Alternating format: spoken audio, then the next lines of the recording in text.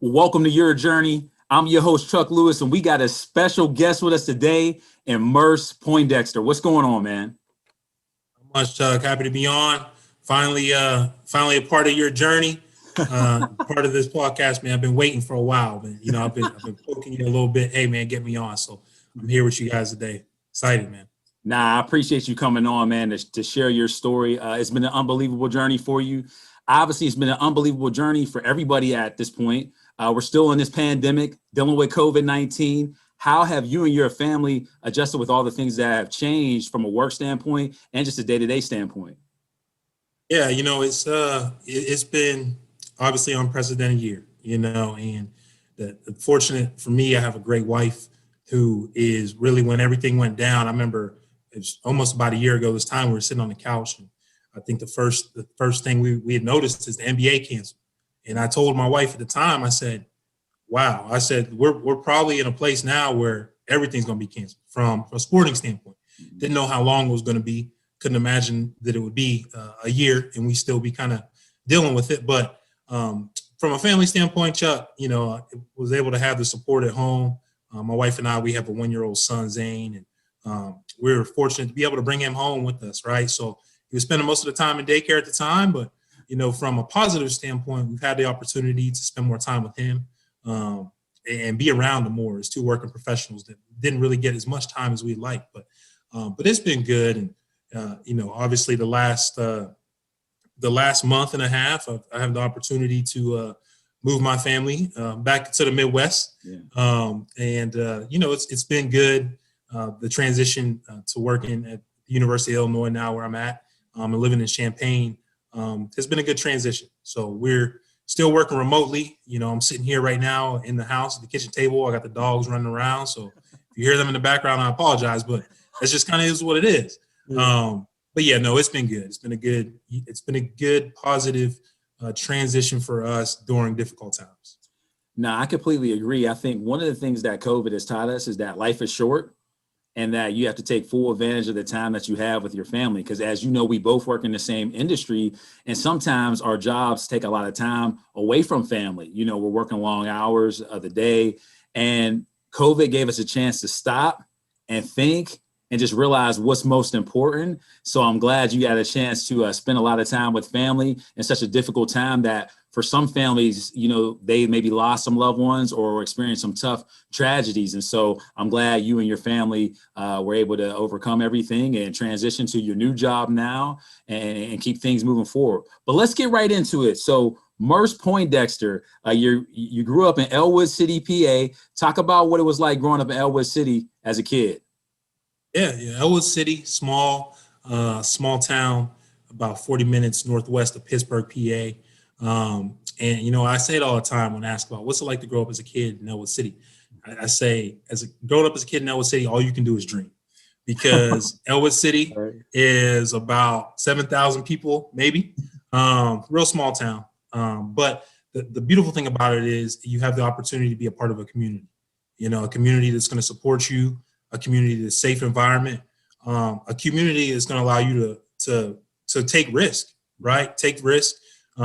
Maybe fail, but support you on your journey of trying to be better. And so as a young man, young kid growing up in Ellwood City, I've always had that community, still close to a lot of the friends that I grew up with in high school to this day. But yeah, just a supportive, safe environment, really like built on Midwest values, right? Blue collar town, parents both work really hard. My dad and mother always preach education to me and the importance of that, and the importance of just putting your best foot forward. So surround myself with individuals like that. And growing up in a small town in Western PA, kind of supported that environment as well. No, that's good, man. And so you've been an athlete your whole life. At what age did you start playing sports? And I'm one of those guys that started at a real young age, Chuck. I'm probably like 7, 8 years old, and my dad was really that one in my house that was like, I was trying to chase, right? A lot of young boys look up to their dad or any individual in their family that might have had some athletic background and something that interests me at an early age. So that was my hero, still is to this day. But that was the first person I was looking up to kind of chase and say, hey, I'm trying to be like that. And my dad played NAIA basketball in Oklahoma back in the late 70s, early 80s. And, so my first sport really was basketball, right? My first passion, my first love started at the YMCA Saturday mornings. Parents out there for nothing but the love, right? Just little kids just running around. But yeah, it kind of started there. And, the nice thing about being in that environment with my parents is that they never cut off any opportunities to get involved with different activities, different sports, right? So from an early age, it was football, it was basketball, it was soccer, it was everything, right? So to really kind of continue to grow that competitive spirit in me as a young child, because my parents understood the importance of being competitive in everything that you do. Mm-hmm. And the importance of having that type of environment around a kid at a young age. So very appreciative of that. But yeah, and have been involved in sport all the way up from when I was 7 years old till now. No. So you attended Ellwood City High School. Talk about your experience there as a student and as an athlete. Yeah. Lincoln High School, attended Lincoln High School for 4 years. And, it's a good environment. Like I said, Ellwood City is a small school. So it's a public school, but has a private feel to it. Education is valued, a safe environment to learn. Teachers are always invested in how you do, not only as a student athlete, but primarily how you're doing as a student. So I've had the opportunity to work with a lot of great teachers during my time. And a lot of them I still stay in contact to this day, have a relationship with, because I appreciate the investment they made with me and my friends too, right? The investment they made in us at an early age to make sure that we felt supported, to make sure that we felt that we could continue to grow as young men as we kind of made our transition into life after high school. But it was great, and with that I had a lot of great coaches. Both football, basketball, track coaches, a lot of mentors as well, being a young athlete as well growing up. So the environment was incredible. I was able to really appreciate it looking back at it now and understanding how important your environment is when you're first starting off. I think one of the things that you touched on that's very important is investment. I think that means so much to an individual when somebody makes an investment in you. And I think that's part of the reason why you're in the job that you are in now and the work that you do with college athletes. That investment is so important because you're giving a kid an opportunity, but you're giving them the ingredients on how to be successful by doing the little things every day, day in and day out, making deposits and doing those little things. And that comes from the advice that you get from your teachers and coaches, particularly even in that high school level. So in your sophomore year, you receive a lot of playing time. Now, most people know you as an offensive player, but you really got most of your experience early on the defensive side of the ball playing corner. What was that experience like for you? I'm 6'4", probably a beanpole now. I'll be honest, I filled out a little bit, but I'm 6'4", and I'm out there at cornerback. And the funny thing about it is, one of my favorite athletes growing up too, that my father also loved, was Deion Sanders. So Deion Sanders is one of his favorite athletes. Yeah. Big fan of him whenever he was at Florida State and also into the pros with the Cowboys and 49ers. So for me, first couple of practices with the varsity, they're like, hey, we got an opportunity for you to play. And, I want to make my mark. I want to play early and start my career off. And so we're going to put you a corner. So, I never played the position until my sophomore year, but it was great. It was a great opportunity to take on a new position, to add value to a team as a young guy trying to break in and find value and find his role, and have that opportunity. Yeah, so you continued that success later on in your sophomore year. You qualify for WPIAL championships. Talk about how did it feel to achieve that accomplishment and that much success in your sophomore year in another sport outside of football? Yeah, I'm looking back at it now, I say all the time, one of the most important and critical athletic pursuits I ever had was pursuing track my sophomore year. Because for me, Chuck, it was the first time And like I said, I started my athletic journey when I was 7 years old. But it was the first time that I had ever been involved in an individual sport, so to speak, right? Where you're focusing on your sport, your role within the team.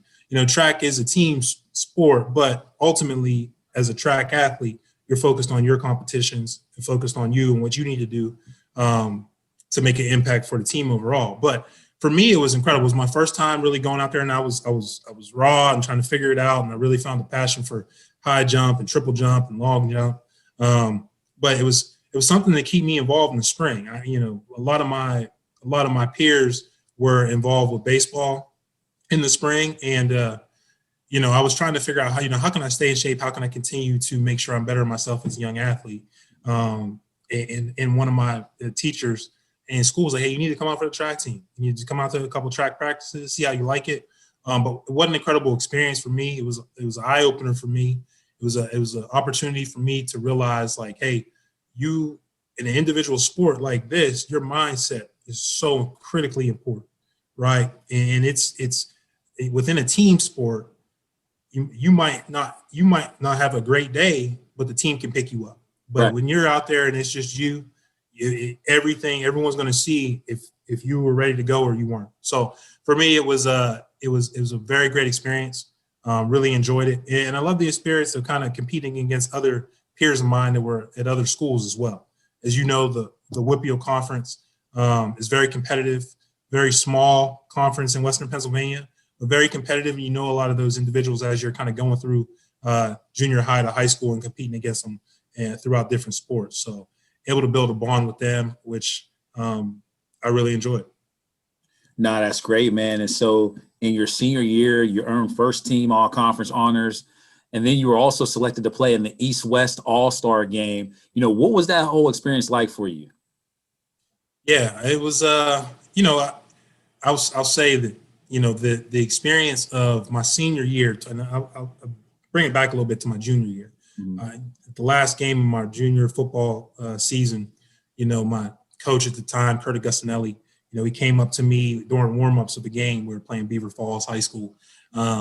And he came up to me and he was like, "Hey, like, you got to take a professional approach to what you're doing now because people are watching."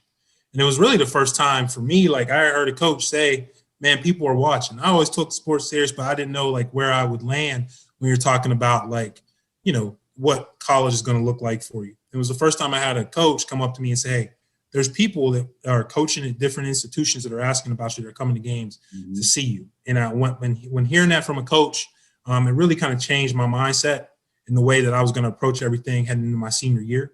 So my senior year, my pure focus was one, elevate the team, but also to make sure that I took a professional mindset to how I did everything, how I did training in the off season, how I did training, in the weight room, how I led with my teammates, my approach to practice, all those things, because, the opportunity to possibly get a scholarship would be life-changing for me.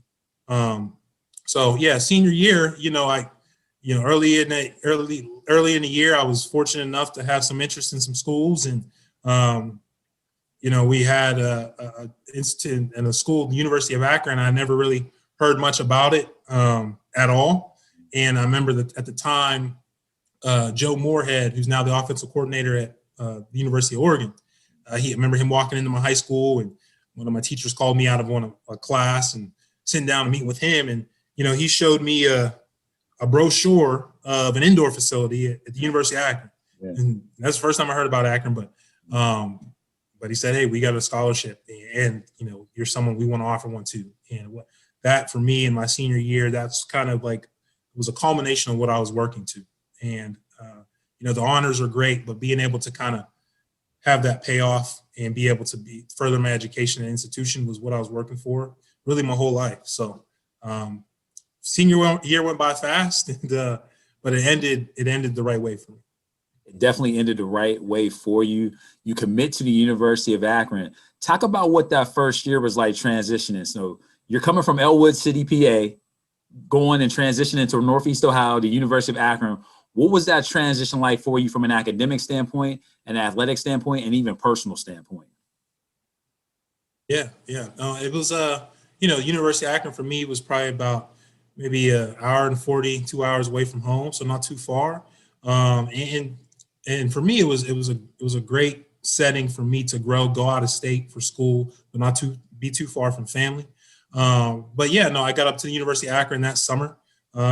Really, and it was probably about 2 or 3 years before it was more commonplace for your entire freshman class to come up in the summer and start classes. So I just got up there and started working out with the team. Wasn't taking any classes over the summer, but just getting acclimated to the playbook, working out with the guys, off-season training stuff, which really helped set me up for preseason fall camp to put me in a position to possibly play a little bit early. So in making that transition to the team, coming up early in the summer was very helpful for me to be able to kind of get ready for what fall camp might look like and what the season might look like.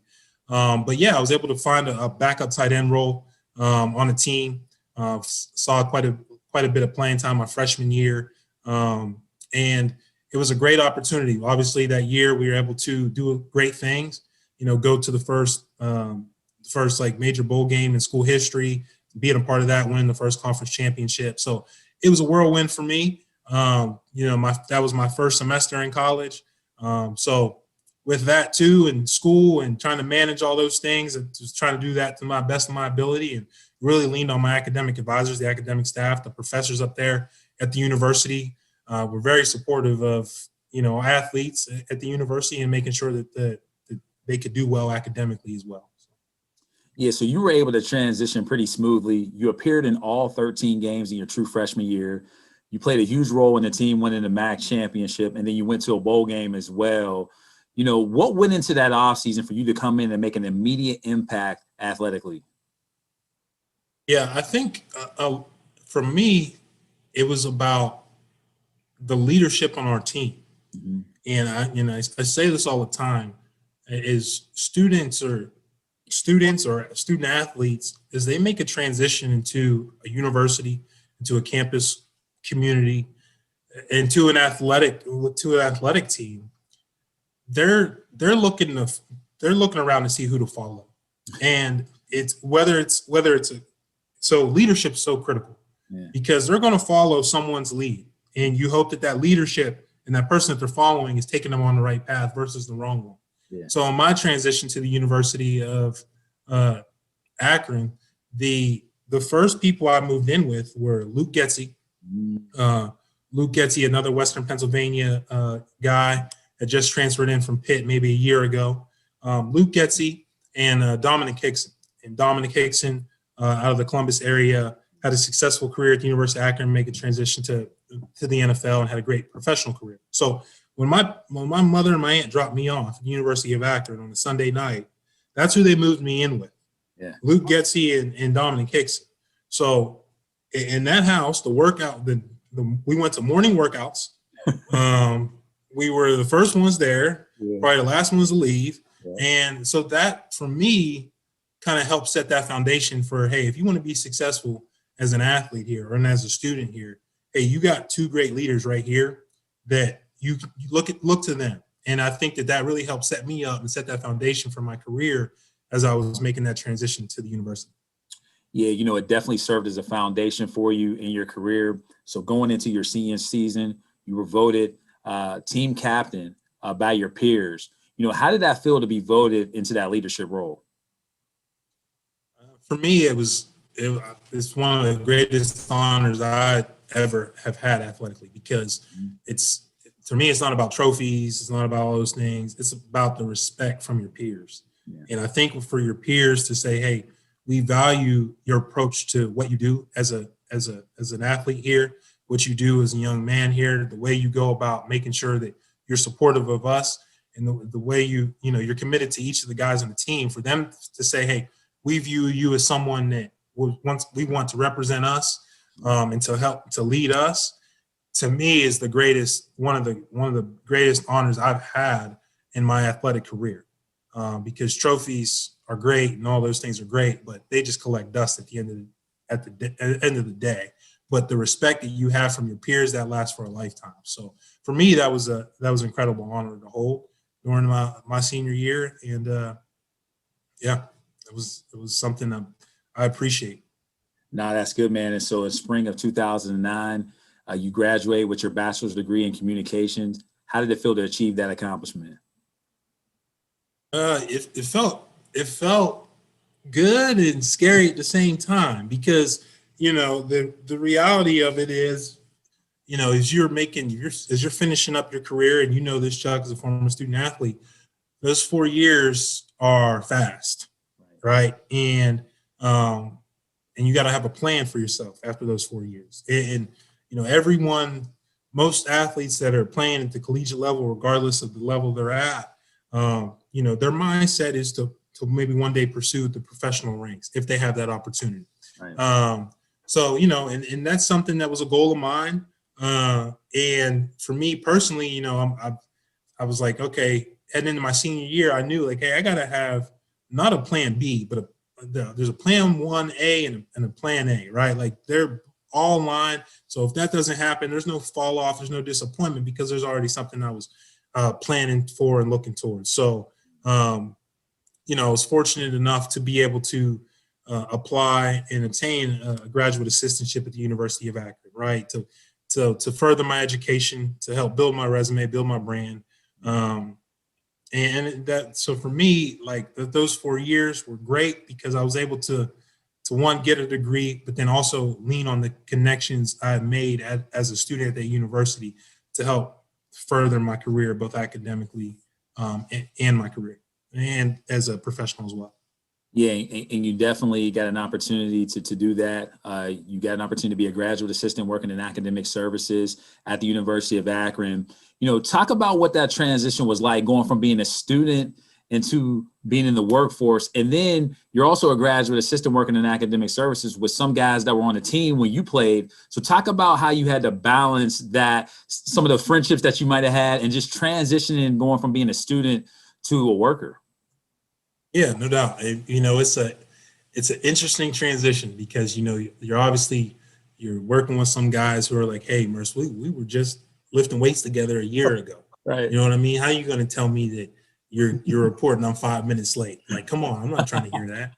But I think that if people respect your approach to things, right, and your approach and your mindset, regardless of what you do, as long as you have the right mindset and approach, and you approach everything the right way, and people realize how committed you are to doing a good job in your area, that they're going to give you that respect. And I think a lot of those same teammates of mine realized, hey, whatever I'm putting my name on, then I'm going to try to do it the best way possible. So it was a challenge, but you're making that transition. You want to be a professional in a new field, and so it's important for them to have that respect for you, and those guys did. Yeah, so in the summer of 2011, you graduate with your master's degree, but right after you graduate with your master's degree, you accept a full-time job at Georgia Tech.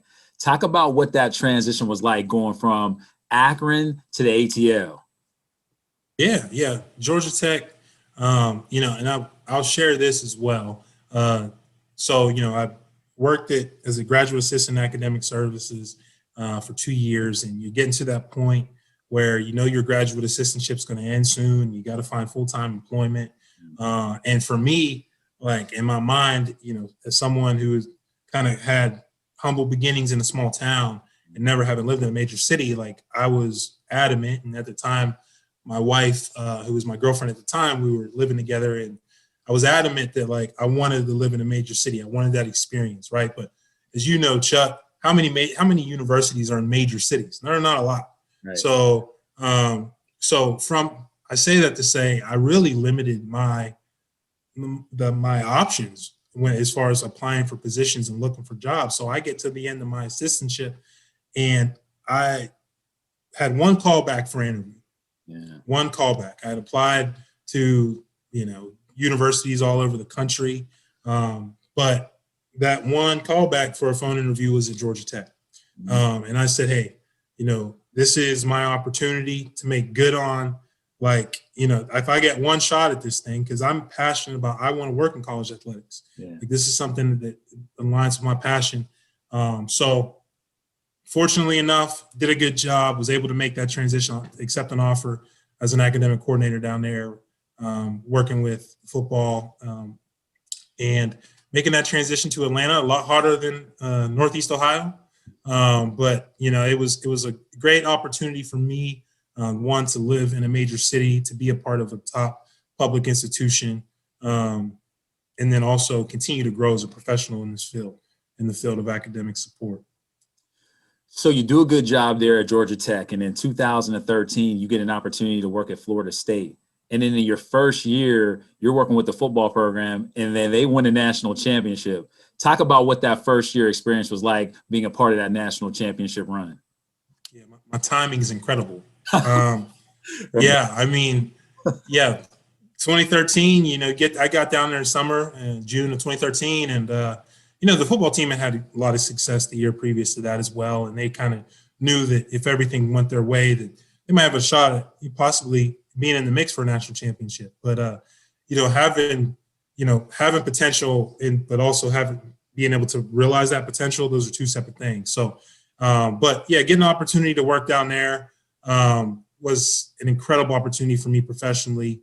Getting to work with some of the best coaches in the country, best student athletes in the country at a high level. We were able that year to win a national championship. All 22 starters on the offensive side of the ball and defensive side of the ball, all were drafted.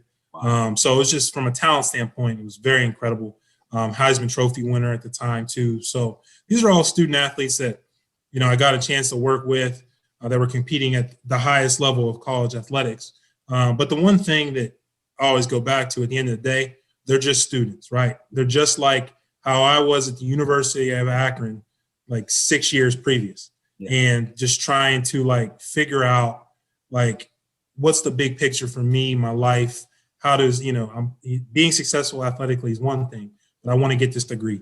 You know what I mean? I want to be able to set my family up for years to come, and they're trying to find their footing. So I think at the end of the day, as a former student athlete, having gone through that process myself, regardless of what level you're on, I think a lot of athletes are looking for trying to find their real purpose in life. So that was my connection to a lot of those players. That program was great. Did a lot of great things at that program as well. So you talk about the 22 guys that went pro, right? You worked at the University of Akron as a graduate assistant, but then you worked at 2 Power 5 schools prior to you being a graduate assistant. After you being a graduate assistant. What is the biggest difference from the Power 5 school and then working at a smaller school?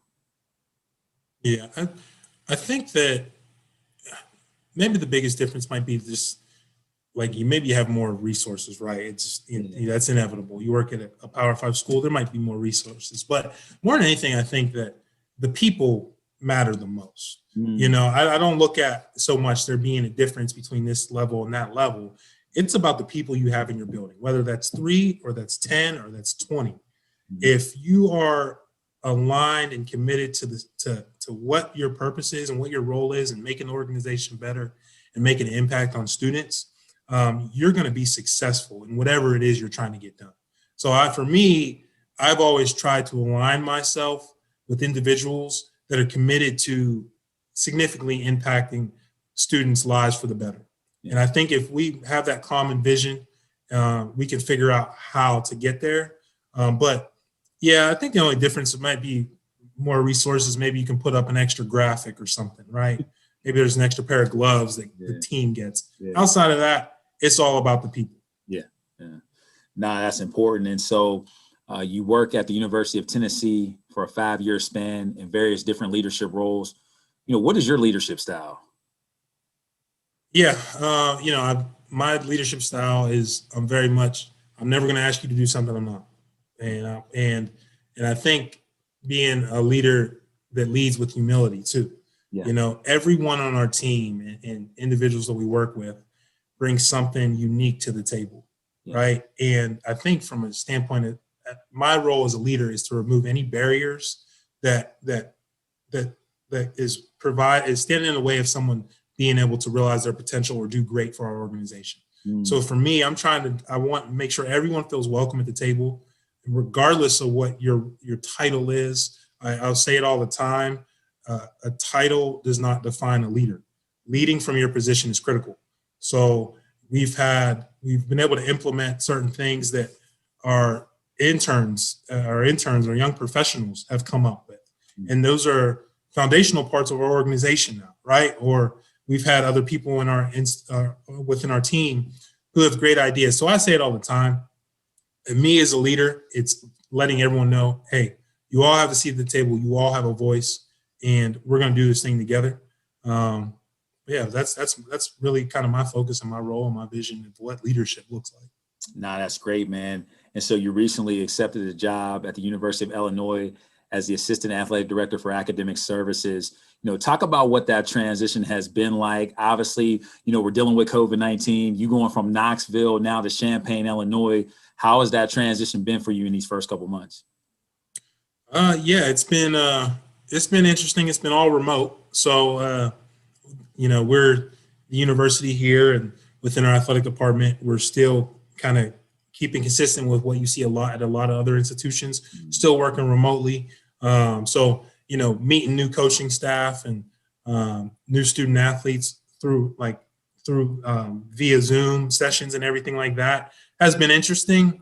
But it's good. I say that Zoom, where it lacks in that face-to-face type of environment and connecting, I'm logging in and meeting with kids in my home, right? Like my son might pop up on screen and you get a chance to see, hey, like I'm not just academic advisor. No, I'm father, I'm husband, just in the same as for the students, right? Like they're not just a student athlete.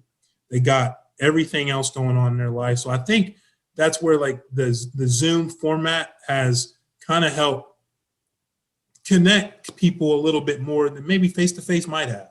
Yeah.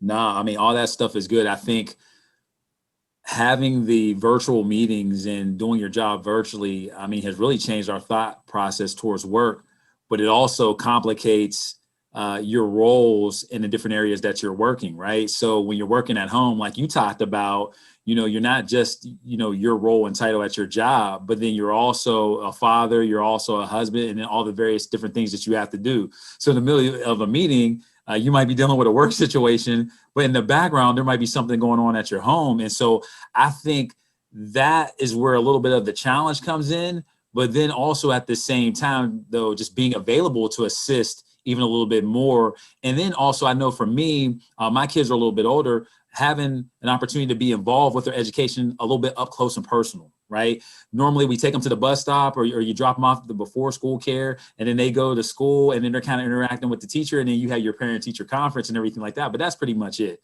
right? But being home with them and working virtually with them, you get to kind of see the things that they're really, really good at, and even some of their deficiencies, right? And so you get a chance to actually be hands-on involved in the education with them and the teacher. So that's one of the things that's been very helpful for me, because you get a chance to see like day to day how, they're operating. Now, the other part of it is they might operate completely different, away from home. So those are all the things that you kind of got to see with the transition. But no, all those things are good. So we're going to transition into this last segment of the show. It's called the top 5 segment. All right. So I got some categories for you. You give me your top 5 in those categories. All right. So starting off with the first one, Merce Poindexter, you were a great tight end in the MAC conference. Give me your top 5 tight ends of all time. Top 5 of all time. Whew. First, top of my list, I got to go with Tony Gonzalez. Yeah. Tony Gonzalez, just absolute do-it-all tight end from Kansas City. It's a shame that man doesn't have a Super Bowl. Yeah. But Tony Gonzalez, just like for me, I remember whenever, because naturally I was a wide receiver in high school, played most of it, and then made that transition to college as a tight end. But Tony Gonzalez is one of those guys, like, man, if I could model my game after, just the way he was able to control the middle of the field and, get up and down the field. I say Tony Gonzalez is going to lead my list. And then for me, you got Gronk, because Gronk just gets it done. You know what I mean? And people might not like his approach. Like, he's a guy out there having fun, but at the end of the day, when he straps it up in between those white lines, like, he's a dog. Yeah. But you got Tony Gonzalez, Gronk. I'm going to throw one on there that you might be forgetting too, Chuck. Heath Miller. Heath Miller, for the reason, old Pittsburgh, Heath Miller, I don't think he ever did one commercial. made $1 on advertising. Yeah. But Keith was just show up and do your job. Yeah. And I think that for me, I have an appreciation for guys who would just come in, check in, do their job. And then a couple of I got 2 other young ones to finish out that list. A young guy you see now, Darren Waller with the Oakland Raiders. Darren Waller, I actually worked with Darren. He's one of our students at Georgia Tech when I worked there. He was a wide receiver, made a transition, was able to get drafted by the Baltimore Ravens as a wide receiver. Yeah. And he had to make that transition as a wide receiver to tight end in the pros. So he's a guy who was initially cut and had to make a transition and go to tight end. And now he's one of the top 2 tight ends in the league. And then obviously Travis Kelce, like what he does down there with Mahomes, with Kansas City. Those guys have really transformed what that position looks like. Yeah, I mean, I think the tight end position now is completely different than what it used to be. But I think when you bring up a guy like Gronkowski and Heath Miller, those are guys that can catch the ball and block, and so that's where those 2 guys are just a lot different than everybody else, because they still got the old school, but they're athletic enough to be with the new school. But all 5 of those guys you mentioned are really, really great talents. My next question is who are your top 5 NBA players of all time? Yeah, top 5 of all time. Man, Chuck, how much time you got? You know how this goes. My top 5. I mean, I feel like for me, and people are going to disagree with this, and I know we just have the MJ doc, but LeBron James to me LeBron James is the best basketball player of all time, and here's my reason why. He's my number 1, because LeBron James is the culture. Yeah, he is the winning. Yeah, right. You've seen now a lot of athletes have won more championships than LeBron. Yeah. But I think when you're talking about being able to transition from multiple teams, different divisions within a professional organization, regardless of the GM, or regardless of the coach, regardless of the roster, he is the culture. Yeah. He is the winner. And I think from just a standpoint, when you're talking about the greatest, to elevate whoever is around you to that level, because Chuck, winning a championship is not easy. Wow. And certain people make it look easy, but winning a championship, especially at the highest level, and doing that with multiple organizations, to me, is incredible. As someone who has worked in different organizations and understand how big of a challenge that might be, LeBron's going to lead that list. I know a ton of people will debate. We don't got time to debate all that. Yeah. But LeBron, right. MJ for sure. Obviously, MJ is incredible. The focus, for me, I appreciate Kobe Bryant and what he did as well. The late great Kobe Bryant, and it's just MJ and Kobe and their mindset. Having that mindset of no matter what, I'm gonna take what's mine on this court, and I think that's rare. That's rare. It's hard to have that type of. Some people might characterize it as a killer mentality and a competitive spirit, but those 2 are incredible. And then other top 5, like the other 2 to round out my top 5. I'll go with the rest of the position. So I'll say Tim Duncan, the best power forward ever, and Wilt Chamberlain. Yeah. Yeah. I like to try to be able to field a team, field a starting 5 with my top 5. So I'm not going to go all guards. Yeah. I think centers should have their own list, but it is what it is. No, that's a good top 5 right there. I mean, those guys step on the court anywhere in the world or America, they'll come out on top. So that's a great one right there. So my next question is you're a guy that you like to travel. You've been to a lot of places. Give me your top 5 places you've ever visited or vacationed. Yeah, top 5. I was number 1. I was able to go to Paris a couple years ago while working at the University of Tennessee. I was fortunate to go with our women's volleyball team, as I served as academic counsel with them, and had the opportunity to go with them to France and Italy, but have an opportunity to go to Paris. I highly recommend that for anybody if they get the opportunity to do that. I mean, it's incredible, just from a history standpoint, and being able. The city's beautiful, but that's number 1 for me. But outside of that, Chuck, like I'm a low key beach guy. Give me the beach. Give me the nice place. So my wife and I, we got married in the Dominican Republic in Punta Cana 3 years ago. So almost 4 years ago now, which was beautiful. So highly recommend that. And then for me, another one is the Gulf of Mexico. If you haven't, you must go to Destin, Florida. Yeah. White sandy beaches, beautiful place to vacation, take your family and all those places. But for me, I'm a simple man. Like if I got downtime, I got a week, and put me on a beach, just like let me just relax, put my feet in sand.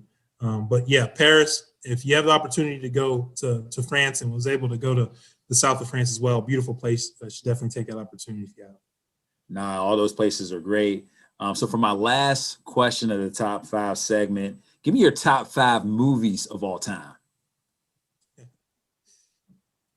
Top 5 movies, man. So, man, I got some. So I would say one of my, and I don't know if I can put them in any order because they're just incredible. But The Untouchables, The Untouchables. Kevin Costner, Sean Connery. Great movie. If you haven't seen it, go get it today. Redbox, Netflix, wherever. Go get that. Watch that. It's a great movie. Great acting. Heat with Al Pacino, Robert De Niro, Val Kilmer.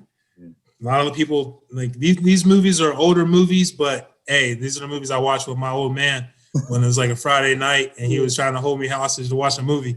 But hey, I love these movies. They're great movies. Yeah. But The Untouchables, Heat are classics. And then a couple other sport movies I throw in there. I like sports movies that kind of talk about like the history and stuff. Remember the Titans is one of my favorites. When you're kind of learning about like some perseverance, right? Sports, the beautiful thing about sports to me is regardless of your background, regardless of your socioeconomic status, like whenever you're competing in sport, you can come from all backgrounds and everyone's welcome. And that's what I like. I like hearing stories like that show sport through that lens and bringing people together. And then, shoot, I got so many movies, Chuck. I had to think about a lot. Then a couple of action movies. Denzel Washington. You throw Denzel Washington in the mix, it's going to be one of my tops. So. Yeah, he probably got his own top 5. I mean, just he got game. Put that in there. Yeah, he got game for sure. It's one of the movies you watch and you're like, man, I need to play college ball. Yeah. You just watch The Visit, and you're like, I need to play college ball. I mean, he was in Pelican Brief. I think I mentioned Training Day. Yeah. I mean, he's been in so many Malcolm X. I mean, he's been in so many movies where he's just played like phenomenal roles, and he played in those roles where he'll make that one statement that you just remember forever. Always. But no, all those movies are great right there. Well, we're at the end of the show. First and foremost, I want to thank you for coming on, Merce. Man, you've had an unbelievable journey, and I got a chance to be a part of it to a certain extent by being one of your teammates and then also working with you at the University of Akron, and then we've been friends for a number of years. But one of the things that I want to talk about, one of the reasons why I brought you on here is that there's everyday people doing extraordinary things to make an impact in people's lives. And so many times we focus on like the A-list celebrities and actors, and we got love for them. But I want to make sure that we highlight those individuals who have great stories that did some amazing things, but they're helping others and impacting others to do even better things. And a lot of what your journey has been about, and if I could put one word to it, it's consistency. I watched you when you came in as a freshman at the University of Akron, and you were consistent every day, showing up on time, doing the little things, staying after practice, catching balls, following leadership. And you did all those things the whole time you were there. If I'm not mistaken, I don't even know if you missed a college game for injury. I think you played in maybe every college game, if I'm not mistaken. When I look at your career, you've been consistent everywhere you've been, whether it's Georgia Tech, whether it's Florida State. You did great work down in Tennessee. And I think for you, you're a guy like you talked about, man. I mean, you're not trying to be a guy that's flashy. You're a guy that's, hey, I'm going to be consistent every day. I'm not just going to be a flash in the pan for a week, but I want to make sure that I'm doing those little things and being consistent every day. And then another great thing that I think that has played a huge role in your journey is that you love working with people and being a part of a team, and I think those things can go a long way. Like you like helping others, but you like knowing what your role is and being the best at that for the team to win. And I think that's some of the things that you bring into what you do now, being in your leadership role now at Illinois, and some of the things that you did even when you were at Tennessee. So I salute your journey. A lot of times we wait till people pass away to give them their flowers. I like to give people their crown while they're alive. So we want to give you your crown today, man. And we salute the work that you're doing, and God bless you on everything that you're doing. Chuck, I appreciate it, man. I appreciate your support throughout my time. You're someone I'll lean on. As someone that's also a husband, a father, a young professional, a black male, all of it, right? And I think that to your, like you just said, you win with people. And that's always something I've subscribed to my entire life. No one can do it alone. You win with people and support and people around you. And you invest in people, right? Because it's important. Like, I'm never going to be a multimillionaire. I'm never going to have $1 million, but I can be rich in other people's success if I make the investment, and I'm willing to do that.